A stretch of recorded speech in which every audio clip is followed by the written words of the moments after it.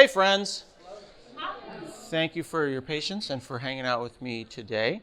My name is Scott Hanselman. You can go and Google with Bing for Scott. I used to be the number one Scott because I was the first. It's not a measure of importance. It's just a measure of who was really old on the internet. Now I'm in an epic battle with Scott brand toilet tissue. So you'll find me on the second page of Google.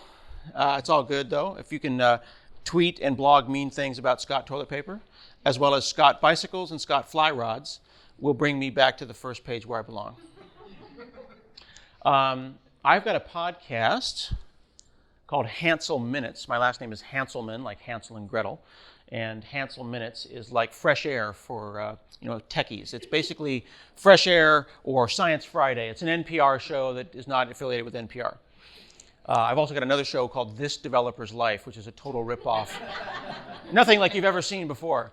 I've done over 700 episodes of Hansel Minutes, and I would encourage you to check it out. There's a lot of shows out there that are basically two white dudes on Skype talking about JavaScript, and they immediately become the top 10 episodes on iTunes, and I'm not bitter, but I do have a lot of beautiful faces talking about a lot of beautiful technology going back over 700 episodes, and I've never had a problem finding lots of different people that talk about cool stuff, including this guy, who in 2014 talked to me about a bionic pancreas. It's 5 years ago. We'll talk about this gentleman in a little bit. When you do a talk about health and fitness, you're supposed to show a picture of yourself doing something healthy and fit. I do not know who that guy is. He's a clip art. That is a clip art man. I cannot do that. All of my physicality is usually Netflix related.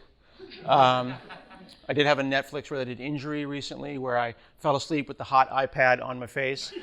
And then I was on episode 7, and I know I was not on episode 7. I woke up, we were on 7, I was reading episode 3, or watching episode 3. I had to figure out where I was. Not that guy. This is me. I've been writing about diabetes, and I've been blogging for almost 20 years. I've been podcasting for 14 years. There's a lot of longevity here. This is October in 2012, where I was blogging about hacking diabetes. Let's talk about the basics of type 1 diabetes. This is not type 2 diabetes. Everybody has a Nana who's got type 2. We're going to talk about the differences. Who are type 1 diabetics in the room here? Type 1. Type 1?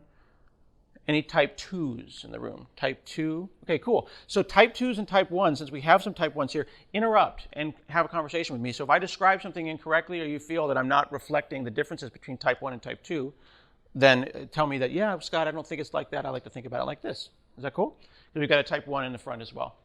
And by the way, when type 1s meet, we have to clink pumps. Oh, sorry. We'll talk about that in a minute. The reason that I have Justin Timberlake there saying it's not like grandma's type 2 is that a lot of times people say, oh, I also have diabetes. And the thing is, it disrespects people with type 1, type 2 diabetes to call it the same thing. It's different. So why don't we give these diseases different names? Because for most people who aren't diabetic, because you know the difference and you know the difference, they're like, oh, you got the sugars. You got the sugars. Do you need some orange juice? No, I do not need some orange juice. Are you supposed to eat that? No, I can eat whatever I want to. I'm grown. Those kind of conversations I do not like having with people. Now, here is a simple diabetes explanation. I want you to understand that there are lies that we tell children, and there are lies that the diabetics tell the normally sugared people. This is not exactly how we're all the normals. And the sugar people think about it like this. This is not technically medically true, but it's close enough. Food raises your blood sugar. You eat food, whether you eat steak or you eat sugar with a spoon, it turns into sugar. It raises your blood sugar. And if you take insulin, the intention of the insulin is to take that sugar and deliver it to your body. If you imagine that your veins are a hallway, and there's all these doors, which are your cells. You enter the sugar into the hallway, it runs around, it's in the blood doing its thing, and it needs to have someone open the door so that it can exit the blood and enter your cells. Insulin opens the doors. Type 1 diabetics create no insulin. I have a non-working pancreas, so I have to externalize my insulin. I have to get it from elsewhere. If I don't, it will just sit there in the blood. and hence high blood sugar. So you know those little honey bears that they have, little plastic honey bear that you put in your tea? You know how the top gets really nasty and gross after a couple of months and you have to like put it under hot water to get the gross honey around the outside? Imagine if that were happening inside of your bloodstream. Diabetes, number one cause of blindness, amputation, liver, heart failure, all kinds of stuff break. Why would things break? And why do diabetics lose their feet? We have all heard that. Everybody's had a grandparent or somebody or someone who knows somebody who lost a foot or lost their eyesight. We never talk about why. Where are the tiny veins? Eyes, toes. What if they got clogged with that gross stuff that happens at the top of the honey bear? Then the body is going to start to basically protect this area and keep this part alive because this part's important and the other stuff is extra. And diabetics slowly get chopped up. We get chopped up from the toes all the way up, and we keep this part alive. It's really quite awful. Now, injected insulin lowers blood sugar, helping it get delivered into the cells. But if you take too much, then you've removed all fuel from the fuel line, and then the engine stops. So I like to express it in terms of an airplane. This is an airplane analogy. I wrote this in 2004. So highs will kill you slow, lows will kill you quick, much like an airplane. With an airplane, if the altitude kind of goes higher and higher and higher and higher, you'll eventually float out into space and die slowly. If you are in an airplane and you're slowly going towards zero, eventually when you hit zero in an airplane, if you hit it at speed, you die quick. You want to hit zero, kind of like landing, but that actually makes the analogy break down. So how do we think about diabetes? If we put it in the context of an airplane, let's say that I want to fly from LA to New York, and I want to have a nice, smooth flight. That's what I want my blood sugar to look like. I want my blood sugar to be epic and smooth, and I want it to just go like this as I fly. But you're flying this airplane, and you're only allowed to look at the altimeter 5 times. You're only allowed to prick your fingers 5 times, because who wants to prick their fingers 20 freaking times a day, right? I mean, you could, right? You prick your finger probably a couple times a day, right? How many times do you prick your finger? 4 times. Hurts every time, doesn't it? I've been pricking my finger for 30 years, but does it still hurt? Yes. You think my finger's like, I'm going to punch you in the face once a day for 30 years. Yeah. No, it hurts every single time. So you do it 4 times a day, because that's about as much as you can tolerate. You could do it every 10 minutes, 24 hours a day. But I got black marks and scarring on both sides of my fingers. You run out of stuff to poke. So you only look at your altimeter, your blood sugar, a couple times in that flight. And then when you pull the stick, you eat. And when you push the stick forward, you take a shot. Okay? But you're only allowed to do that 2-3 times a day too. So now, enjoy your flight from LA to New York. Looks like this. Even worse, what if you only check your altitude at the beginning and the end? And then you just draw a line. You're like, that was an amazing flight. Completely missing the fact that you were doing this all day long. Then when things go wrong in 20 years and your blood sugar is a mess and you don't know why and you're having all these problems, all the graphs said that it was smooth because I drew a line. 9 a.m., blood sugar was amazing. 5 p.m., blood sugar was amazing. I don't know what the problem was. Here's what I have to do with my blood sugar. I have a continuous glucose meter. It's an implant. I'll show it to you in a little bit. And it looks at the interstitial fluid. We are just big bags of meat under pressure. We're about 70% water. And you want to get your blood sugar, you got to look at blood. But I can't walk around with a needle in my arm. That would be a little weird. So I've got an implant in my arm which looks at the interstitial fluid. It is actually about that long, and it pokes into the juice of the giant meat bag. I can then prick my fingers and look at my blood, which confirms that the number that it guessed from the interstitial fluid is about right, because I'm confirming it with the whole blood measurement.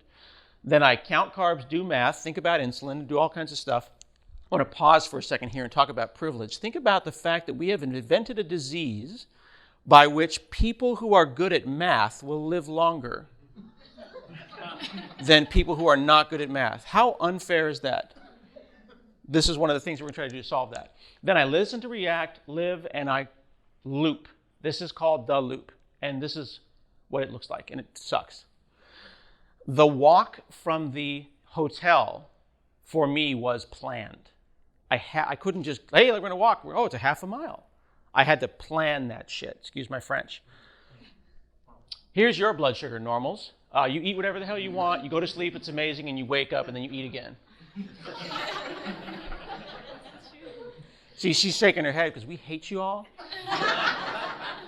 Now, this is the other thing that's fun about this, is we think about diabetes is that really it's an invisible disability. And when you think about kind of the intersectionality of all of our identities, you say, hey, look, straight, rich, white guy, invisible disability. My privilege, of course, is I don't have to tell you all about it. But I've got implant here, I've got medical device here. He puts all these cords on me for microphones, thereby interfering with the important cord, which is my insulin pump, which is now tangled in these cords. I woke up this morning to try to pee at around 3 in the morning, and the pump was like this because I got to keep it in my drawers. And then it's in an unfamiliar hotel room, so I go, I'm going to go to the bathroom, and I go around, and it pulls on the doorknob, and it rips out. It's just good times, diabetes. This here is called the loop. Now, to loop like that, I have to close that loop. I have to look at my blood sugar, I have to think about my blood sugar, I got to do math, and then I have to make a decision, and then the loop continues. Diabetics have to do this all the time. This sucks. Sucks bad. Looping is read and write. Now we're going into software engineering. Read, what's my sugar? Write, take some insulin or take some food. Here's how it usually looks. You poke a hole, there's a little piece of gauze there, it sucks in the blood, checks your blood sugar, and then you'd have a needle, and then you jab it into the meat bag, and you take this insulin. Before disposable needles, you would have a big old, like heroin-looking needle in like a leather case that you would boil every day, and then your grandma had one of those. It sucks. Actually, a funny story, I was ejected from a casino in Vegas for checking my blood sugar at the craps table. Apparently, there is a no bodily fluids rule. What kind of casino has a rule? What happened at this casino that they had to make that rule? I was ready to burn it all down. I was like, ADA, Americans with Disability Act. Like, who hurt you? Who hurt you, craps table man, that you had to eject my little drop of blood? Who came in with like an artery spurting onto the craps table because you had to kick my ass out of the casino? So that sucks. Now, every diabetic engineer ever, always gets the disease, has a day where they feel horrible and they think that they're dying and this is the worst thing that ever happened to them, and then they say, all right, this is the first time anyone's ever been diagnosed with diabetes, so therefore I will solve this with Microsoft Excel. How long have you been diabetic?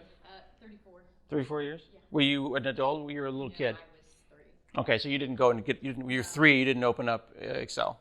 Okay. So I was 19 and I opened up Excel. I tried to write software. Everyone I've ever met who was diagnosed as diabetic in their adulthood immediately says, all right, this is a math problem, I know this, and then they try to solve it. So I tried to solve this in the 90s, and I made Glucopilot with the Palm Pilot. I had 4K of memory. And then I got color, which was nice. It was the first application on a Palm Pilot that could draw a circle, because Palm Pilots didn't have a math library. If you ever want to talk about geeking out on what you can do in 4K of RAM, holler at me. I had charts and graphs, all this kind of stuff. I was selling this for $19.95 on CompuServe in the 90s. Living the dream. And then I would hook it up to a little cell phone thing. Remember these where you could have like a cell phone that you would plug on the back of the Palm Pilot, and then I would send it up to the cloud. It wasn't called the cloud at the time. The cloud is a fancy word that hipsters use to mean another person's computer. So I would FTP this up into, some comma separated values into a cloud somewhere. And I would want to take these blood sugar meters and I would want my data, because it's my data. My body produced it. So we get these blood sugar meters and we plug them into the computer and we want to dump stuff from them. And there's a couple things that are wrong with that. First, none of these have standard ports. USB didn't exist, so you had serial ports. They had little headphone jacks. So you go from headphone jack to funky serial port, and then you'd have to figure out the format. And you would call the company and you'd say, hey, I'm a nerd. I would like your data sheet. so that I might have my data that my body produced. Oh no, that's proprietary, sir. It's a proprietary magic special sauce, but if you download our special software, we will let you get the freestyle or the one touch or whatever. There's a whole ecosystem of these things, each of which has basically DRM, digital rights management, for my blood. So we started breaking into them. So this is me breaking into a glucose meter in 2007 because it's my fucking data. People started doing this. This was me in 2007. Now, the internet wasn't super social back in the day, right? There wasn't Git, there was CompuServe, there was the beginnings of this, but how would I discover this? I mean, I was basically, if Google couldn't find it, I didn't know that I was doing this work at the same time that other people were doing this work. So I want to make sure that I'm not taking credit for any of this that has happened in the community and the solution that they've ultimately come up with. I'm simply a member of an enthusiastic group of people that did what any engineer would do, which is try to solve it until we found each other and then put the pieces together. All the while, people with PhDs who know how to use PDF would go and make similar systems. While I was building what I thought was the first and most innovative thing, other people were doing the exact same thing. Again, not to pat me on the back, but to simply acknowledge that when the light bulb is needed, the light bulb gets invented multiple times by multiple people around the world. So people are figuring out how do you get data onto these tiny computers as Palm Pilots start to happen. People who aren't technical start building these MacGyver systems. I'm going to send a text message to if this, then that with a number that will then put it into a spreadsheet, and then it knocks the bowling ball down that hits the iron and then makes the toast, and and then repeat from step one. They don't even know it, but they're looping, right? They're coming up with ways to manage their blood sugar in the only way that they know how. Everyone, every time, always. So we talked about needles. You said your grandmother had the big kind of like heroin needle thing. Great way to get the attention of everyone at the table. It's just to pull out a needle. And diabetics who were like militant diabetics, like you're like, okay, everybody, let's get go. Bam! You like that? Ah! Like, I remember when I was like early on and back in the day, I was like, God damn right, I'm diabetic. Pow! You like that? Because I was mad in Vegas, right? I mean, this is the thing, though. You're learning about these subcultures, and this is so fun about the intersectionality of all of this, is that there's all these little subgroups of people and the intersections of them. And I'm talking about diabetes. We could be talking about CPAP machines. We could be talking about blood pressure. Anything where there's a medical problem that involves constant feedback and a machine and big pharma that then doesn't allow you access to your data. So apply everything we're talking about to things that aren't necessarily diabetic. So needles suck. Poking the meat bag is no fun. Maybe some kind of pump. DIY. Here is the first insulin pump. Yeah. Imagine hating needles so much that you're going to wear a backpack. For real. That is the first. Here is another one. I'm going to zoom in on this. This is a genius device. This was created by an Italian gentleman and carved out of wood. No 3D printers.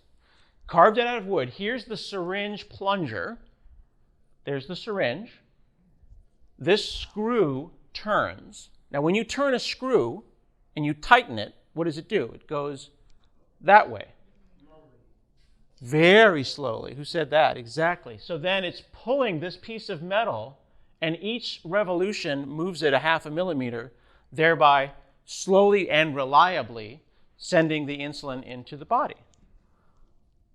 This is a 17-year-old insulin pump that I bought on Craigslist for $600. Greatest country in the world, and I bought this on Craigslist. It is cracked. It has been glued, super glued, re-glued, and it's the only one that I have. Finger sticks. Finger sticks suck, right? 4 times a day sucks. Maybe we can measure more often. People come up with what they call non-invasive systems. The idea is, I don't want to poke the meat bag, it hurts. Maybe we could come up with a way to know what's happening inside without actually poking it, because it leaks when you do it. They made a thing called a Gluco watch. And the Gluco watch was a cool watch. You see how cool that is. All the kids love the new hip watch with 2 metal pads. And the metal pads would sit on your skin, and it would look at the electrical resistance across the 2 pads and try to glean your blood sugar by looking at the sweat and fluids that are naturally there on the skin, figuring out the resistance across not the interstitial fluid, but the surface tension of the skin on top of the interstitial fluid. Remember how I said electrical resistance? It has to shock you and send electricity through here. So it was a great product. It told you your blood sugar every 15 minutes, but the electrical burns were problematic. So I called them and I said, love the product, big fan, love it. The burns. They literally said, well, you want to rotate it in and out from the inside and the outside of each wrist, allowing the other wrists to heal from the skin irritation. They are no longer in business. The fact is, if you want to know what's going on inside the bag, you have to poke it. So we poke it. This is a Dexcom. You can pass that around, Ron. That is the sensor inserter that I put in my arm. There's a needle in there. It won't hurt you, I promise. And you poke it into your body. Here's a pump. That's a non-working pump. You poke it into the body, and it looks like this. It's a bendy, doesn't hurt. Well, it hurts when it goes in, but once it's in, it's cool. Okay? And then there's a battery. Battery lasts for 111 days. And the sensor lasts for about 7 days, which is not very long. And your sensor, you said, lasted for 5 or 6? It's supposed to last 7, but Yeah, it doesn't really. 5 years. Yeah, and it's like $60 a pop every time you do it. So we've got firmware hacking that we can go and reset the timers. So it looks like that on the body. And the general idea of an insulin pump, this is the reed, this is the right. The tube pokes into a plastic cannula. Cannula is a fun way to just say plastic needle that goes into your body, and it squirts the insulin into your fat. And the fat then has to absorb the insulin. You don't have any fat. Who, me? I'm sucking it in. When you get in towards 50, you'll learn to suck it in too. Remember I said meat bags under pressure. I'm on stage, brother. I'll let it out later. The body's fat is not meant to absorb insulin. Your insulin, the normals, it comes into the peritoneum and it's inside the body, so you absorb it because it's already in the bag. We're having to forcibly shove it into little bubbles in the fat, and then the fat absorbs it, which means it takes time. I can take a shot right now. It'll be at least a half an hour before anything happens, probably an hour. Fair? Yeah. Okay? So you're on an airplane flying from New York to LA, and you look at your blood sugar, your altitude. By the way, when you check your blood sugar, you're actually looking at the past. Everyone thinks it's their blood sugar right now. It's not. It was their blood sugar 5-10 minutes ago. Now, I'm going to make an adjustment. Pull up, push forward, right? We've all had that pull up moment, right? Poke yourself with the insulin, wait for 30 minutes. So you're flying from New York to LA, look at the altitude. That was 10 minutes ago. Pull back on the stick. Nothing will happen for half an hour. It's like driving the Mars rover, right? You go, go left. Wait 9 minutes for the speed of light. So you actually have a controlled loop system with delay. Very, very challenging. Now, if you're a supermodel who does not have diabetes, it looks like this, and you were hired. If you are not a supermodel who was not hired for this gig, and these were not taped on, and actually you were punctured, in fact, you would see a row of holes and bruises all the way around, as we have to rotate these punctures, because once you've used that fat up, it's not good for a while. So you're always searching for stuff, places to put this. How often do you rotate? Every 3 days, every 5 to 7 days. So right now, I've got the reed up here and the right there. And it would be totally appropriate and completely not a problem if who just met my new diabetic friend here, if I was like, where do you put your pump? Where are you doing yours? So she's right here. Yeah. My sensor Is down on the leg. See, if I could put it in my leg, I would love to do that. So we would actually compare notes. I'm not supposed to. You're not supposed to put it down there? No, but I. Don't listen to your doctor. It's better. No. Is your doctor diabetic? No, he's then he has nothing he can say to me. I do not trust a diabetic doctor who is not diabetic.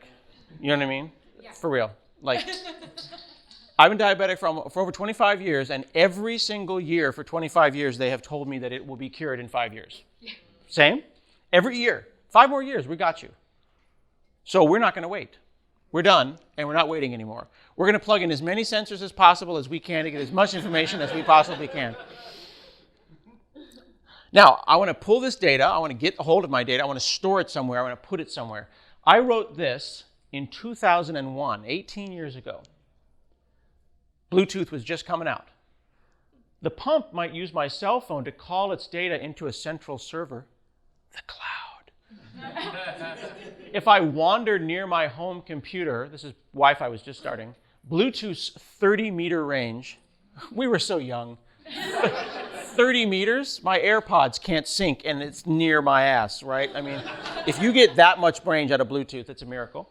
30-meter range could provide the doctor with minute-by-minute medical history. The idea was I would be wandering around my house, and it would notice I was near the computer, and it would jump into the computer. That's how we thought it would work. This is 18 years ago.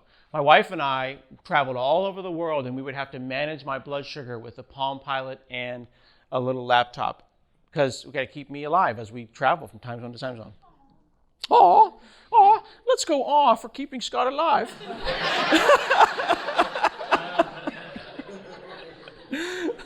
I appreciate you. So our hashtag is We Are Not Waiting. So the DIY community, started by a lot of different people, started to discover each other online, discover in social environments that we existed.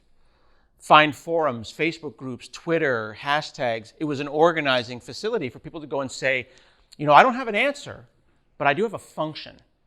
So think about the functions. The functions are, hey, this is the thing that they gave me when I got diagnosed, and it's proprietary and weird, but if I plug a USB cable in and I figured out the protocol, I can dump the data from here. That's a person who had that idea. Someone else said, well, you know, if I got a Raspberry Pi and a USB and I write a for loop, I could just say, what's my blood sugar, what's my blood sugar, what's my blood sugar, what's my blood sugar, in a loop. And then once it's on here, we could send it to the cloud. They started to build a thing called Night Scout. Night Scout allows you to manage your blood sugar and do what's called remote viewing of your blood sugar. So if we go and bring up the browser here, assuming I have, you're going to see my crappy blood sugar, and we'll talk about why it's crappy right now. This is my blood sugar, actual live feed. Did I lost the feed? Lost the... You like that? Duplicate. Do I have interwebs?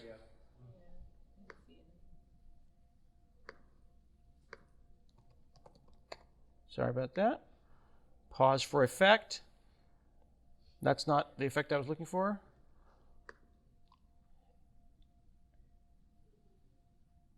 Okay, so my blood sugar kind of sucks right now. Why? Why do you think I would have amazing blood sugar for the last day and a half? What in the world, other than this taco, would have caused that spike? Stress, the presentation. Yeah, the walk was that, the low. That was me walking. This is me anticipating talking to y'all. And then this is a prediction line of the future. Well, you're doing great. So. Well, you're very kind. I appreciate that's very kind. So, we are not waiting. Night Scout is remote viewing. Imagine if you've got a child. Anyone who has a child with diabetes? You got a kid with diabetes? Have they ever been on an overnight camp? No. Would you feel comfortable putting them on an overnight camp? Exactly. You would want to see their blood sugar. You would want to know remotely that they're okay. You would want it on your watch. You would want it on glanceable displays. We now can take a cheap Android device, put Chrome on it, make it full screen, and have a picture frame of your blood sugar on the wall, hanging on the wall. There's little Johnny's blood sugar. In fact, you can go and I've got all these things for you to see. This is a Pi portal.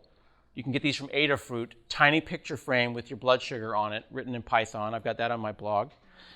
Also, another thing just to point out, my friend here and I both have Medtronic pumps that have tubing. These are all used insulin pumps. Just take 2 of them. These are pumps. That's literally an insulin pump that would go like this. So you'd have the read and the write. So pumps are getting smaller. That backpack is now that. But the companies are all proprietary. They don't want us to talk to their things, so we keep hacking into them. We hack into them in any way that we can. The community goes and looks at the traffic on the wire. They listen to Bluetooth. They anti-DRM them. They write little tools to try to talk to these devices. Once you get your data, though, I have a REST API for my own body. I can do it just a GET and tell you what my blood sugar is. So what can I do now that I can do that? Well, I could stick it in my GET prompt. That's my blood sugar in my prompt while I'm coding. I've got a keyboard with lighted keys that turns red if my blood sugar goes bad. So if I'm focused on coding and my keyboard is flashing red, I can deal with it. All of this starts with me getting my own data, which I had to wrest, no pun intended, from the hands of the DRM people that suck. Here's my wife saying, hey, your blood sugar is trending down. I was in Germany. She texted me from the US saying, I noticed your blood sugar is going down. And we've gone since and hooked up Alexa, what's my blood sugar? And Siri to make shortcuts to go and tell you what your blood sugar is. What's my blood sugar? It runs a shortcut, which just goes and makes a REST call. Your shortcut says your blood sugar is 227 right now. Isn't that cool? It'll go down, don't worry. I know what I'm doing. It is bad blood sugar, but trust me, it's okay. This is blood sugar on a Pebble watch. Now, if I can read my sugar values, I've got 13 minutes, how can I dose insulin automatically? The read, here's the write. Now, the pump only writes. The pump does not know my blood sugar. Now, this young lady has an integrated system where her pump has both the data on it and the read and the write integrated into one thing. And it's kind of got like Tesla autopilot, right? It's not sophisticated, but it'll keep you in the lines, right? If you fell asleep with your blood sugar at 200, would it bring you down? It would try. It's not very. You don't sound super great at confident. that. No, because I have so many alarms set because I'm more of a. It'd be beeping you and warning you all the time. Yeah. So I want to be able to deliver insulin. There's 2 ways to deliver insulin. One is called a bolus. If you've ever gone to the hospital when you were dehydrated, they might say, we're going to give you a bolus of saline. A bolus is just an infusion of liquid. We use the term bolus to indicate an infusion of insulin. And then basal, which is the background insulin. If you think about driving a car and you're trying to stay in between the lanes, you doing this subconsciously to stay in the lanes, moving the steering wheel, that's basal background insulin. Just background stuff to keep me going. And then, we're going to make a left turn. That's a bolus. I'm going to have a taco. Big right turn. What's blocking us? Closed ecosystem, no open standards. There's in fact a Bluetooth standard for pumps and CGMs, but no one actually uses it. You know how your computer goes and says, hey, it's a headphones, or your car says, oh, Bluetooth, I know this. Want to sync your contacts? Wouldn't it be great if I had a Bluetooth profile that said, hey, I'm an insulin pump. You want your blood sugar? Are we good? Da, da, da, da. They don't use that. It exists, but it's not used because they want proprietary things. Very few pumps allow remote access, and this is a challenge. So some folks got together and broke into the pump. This is a pump that I got on Craigslist with firmware 2.4a and below. The newer versions of the firmware, the new version of that pump, does not have this problem, this ability to be talked to remotely. What they did is they did something amazing that is called software-defined radio. This is a radio. You can get them for $20 on the Amazon. And I want to be at, what is a radio station in Atlanta? 103 point what? 103.3.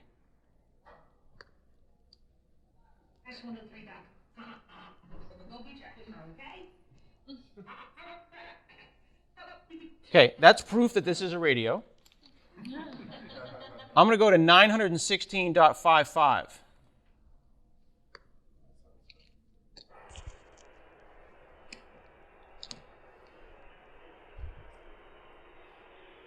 Now I'm going to talk to my pump. I'm getting the history from my pump right now. They decoded that. The ones and zeros are flying across the wire right now at 915. This is called the sub-gigahertz range. This is called SDR, software-defined radio. This is a great way to get kids excited about STEM because you can go and grab the radio right off of the air. If you want to talk about the electromagnetic spectrum, remember us learning about that? And we were all, remember they showed you the big long thing? Gamma radiation, you become the Hulk. Here's the visible light spectrum. Like, it was all very abstract. I didn't get any of it until like a couple months ago when I started getting involved in software-defined radio, and I can go and literally see bits flying across the actual wire. So they went and they decoded the communication. Now, my phone doesn't speak 915 megahertz. That's weird. What a weird thing. That's where your garage door opener is. So they went and created a 915 megahertz to Bluetooth bridge. So my Pancreas is this device. There's my blood sugar, talking to Bluetooth, talking to the old pump. Bluetooth didn't exist when this pump was made. So we're talking to it that way. That's called a Riley link. This is not a computer, it's a microcontroller. So what it's doing right now is it's actually giving me suggested amounts of insulin in order to keep me vertical. Isn't that cool? The thing I want y'all to understand is when you're a programmer and you go and you learn about something like this, you should have, there's usually two feelings. One is a feeling of being completely overwhelmed, and the second one is a sense of just in the innate power that you have to go and make something like this, to influence this. This isn't rocket science. It's Python. It's Node. Like, we know this stuff. It's all just for loops and data. It's ones and zeros. It's just ones and zeros flying across the electromagnetic spectrum. But once you get past that, the community started getting together and coming up with solutions. Because once I have a read and I have a write, maybe I can start doing these things. I can store the data in Apple Health Kit. I can put it in Night Scout for remote access. We can then start sharing open source libraries to talk to these different things. One person says, all right, I'll talk to this pump. Another person says, all right, I'll figure out how to get data from this blood sugar system. So a potential future is a spectrum of smart pumps. Step one would be a first generation artificial pancreas, would be a pump that turns off if your sugar is really low. This is effectively called a dead man's switch. It'd be a car that pulls over if you let go of the wheel. So imagine the person is on the ground, unconscious, and basically almost dead, and the pump's like, I'll turn off just to be safe. That would be step one. That is not a very sophisticated pancreas, but it can be a big deal. If you have hypoglycemic, low glycemic sugar, low sugar unawareness, it would be very helpful for the pump to turn off and stop pumping you full of insulin if you're unconscious. What we have right now is what's called an automated hybrid closed loop. My blood sugar is high right now. If I do nothing, it'll come down in about an hour automatically. It is noticing that I'm drifting out of the lane, and it's going to not jerk the wheel back, because then I would oscillate. It's going to slowly bring me back into the lane. But if I wanted to go and dose myself and say I'm going to have some tacos or something, then I would be a hybrid. I would have to actually warn it. I warned it I was walking this morning. I had to go onto my phone and say, I'm going to go for a walk. The godmother of open source artificial pancreases, name is Dana Lewis.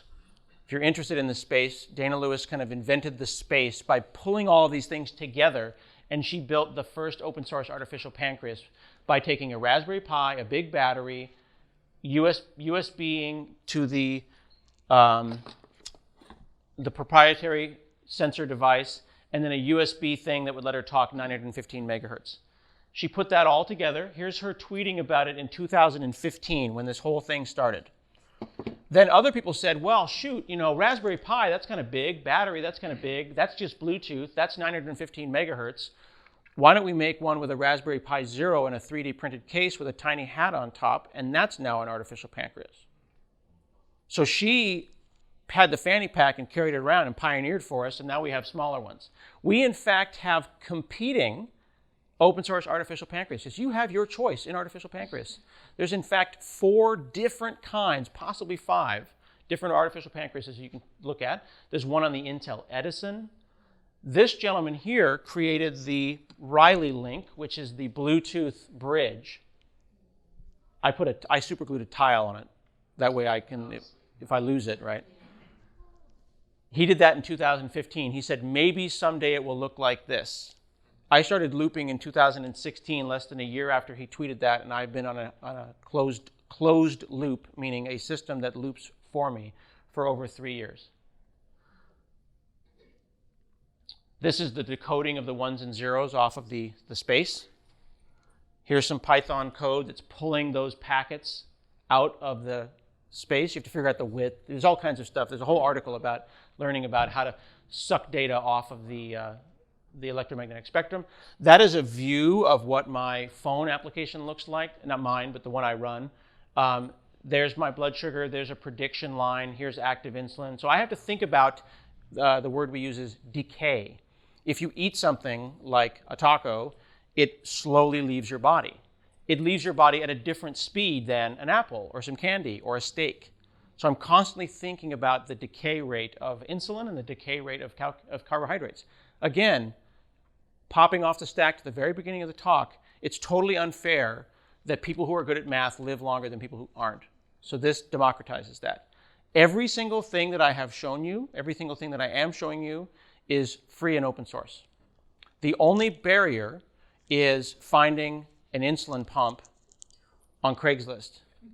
So the community has gotten together, and a nonprofit called Tide Pool is partnering with Insulet, which made these guys here, and we're going to have an actual warranty-supported insulin pump that insurance would pay for, probably within the next year or so. When I go and tell it about my blood sugar and about what food I'm going to eat, I actually tell it with emoji. So I say, I'm going to have candy, tacos, or pizza, 2 hours, 3 hours, or 4 hours, and we have a whole selection of emoji, fruits, and whatnot, and that's why that taco showed up in the Night Scout. I can now check my blood sugar from my watch, and I can go and dose it. And then just say bolus. And then if I did it with my phone, it would do Face ID or Touch ID to keep you from killing me.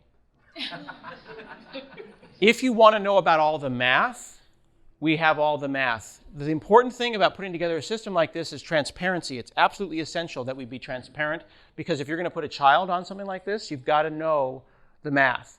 You want to have your choice in pancreases and your choice in algorithms. On the open APS side, the open artificial pancreas system side, Dana and friends have multiple algorithms for you to choose from. Everyone's body's different. So what's the goal, my friends? The goal is to die of old age.